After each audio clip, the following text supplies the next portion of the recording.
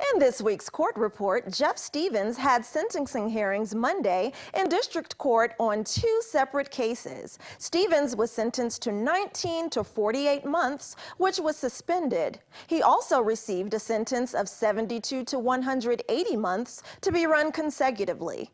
Stevens was arrested after attacking a Nye County Sheriff's Office deputy, then leading police on a two-day manhunt, all of which stemmed from Stevens' reported domestic disputes with his estranged wife, Teresa Incapero, who filed a protective order against Stevens.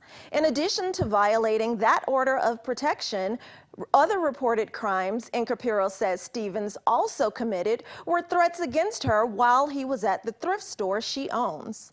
Anthony Oliver was in court on April 5th for his arraignment and was appointed attorney Jason Ernest as his public defender. Oliver was arrested back on December 9th after Nye County Sheriff's Office patrol and detective units served a search warrant at 6391 Vicky Ann. Oliver, who was one of several suspects detained at that address, reportedly admitted to an officer that he had recently used heroin.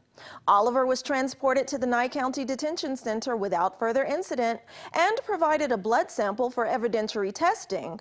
But Oliver posted bail prior to being seen on a court date that was set prior to his scheduled arraignment. Oliver's pretrial hearing is now set for June 1st. There are numerous cases in both Justice Court and District Court regarding various drug-related allegations and other offenses connected to Donald McFadden.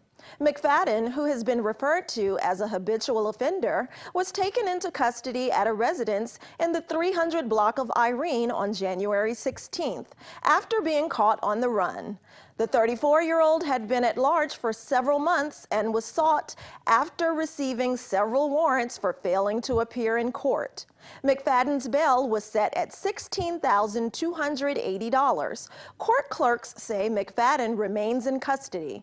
McFadden was scheduled in court on March 31st, but his case was continued to May 3rd.